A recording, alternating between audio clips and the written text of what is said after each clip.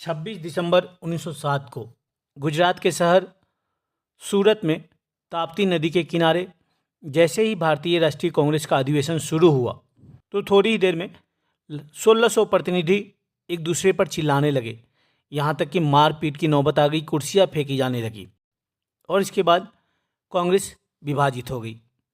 भारतीय राष्ट्रीय कांग्रेस के गर्मपंथी दल के नेता इस बात से बेहद उत्तेजित थे कि नरमपंथी दल के नेता भारतीय राष्ट्रीय कांग्रेस के कलकत्ता अधिवेशन में पारित चारों प्रस्तावों को निष्प्रभावी बनाना चाहते थे।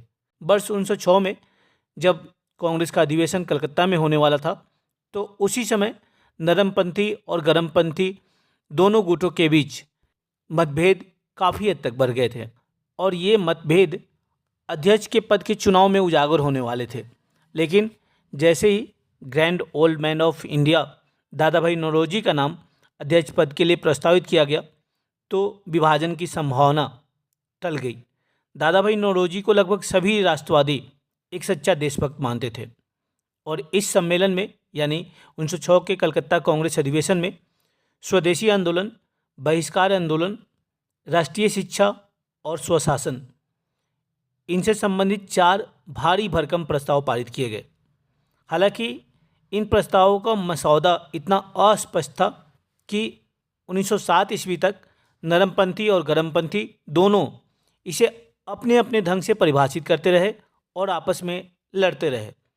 लेकिन 1907 आते आते हालत ये हो गई कि दोनों खेमा एक दूसरे को अपना सबसे बड़ा राजनीतिक शत्रु मानने लगा। 1907 के सूरत अधिवेशन के लिए अध्यक्ष चुने गए थे रास बिहारी घोष और गर्मपंथी दल के नेताओं ने नरमपंथियों पर दबाव डालने के उद्देश्य से विधिवत चुने हुए अध्यक्ष रास बिहारी घोष का विरोध करने तक का निर्णय ले लिया। जब 1907 में सूरत में ताप्ती नदी के किनारे कांग्रेस का अधिवेशन हो रहा था तो किसी अज्ञात व्यक्ति ने मंच पर एक जूता फेंका और ये जूता फिरोज शाह मेहता और सुरेंद्र नाथ बनर्जी को लगा। इसके बाद पुलिस आई, सभागार खाली कराया गया और इस तरह कांग्रेस अधिवेशन समाप्त हो गया। इसके बाद तत्कालीन वायसराय लॉर्ड मिंटो ने भारत सचिव मॉडले को लिखा, सूरत में कांग्रेस का पतन हमारी बहुत बड़ी जीत है।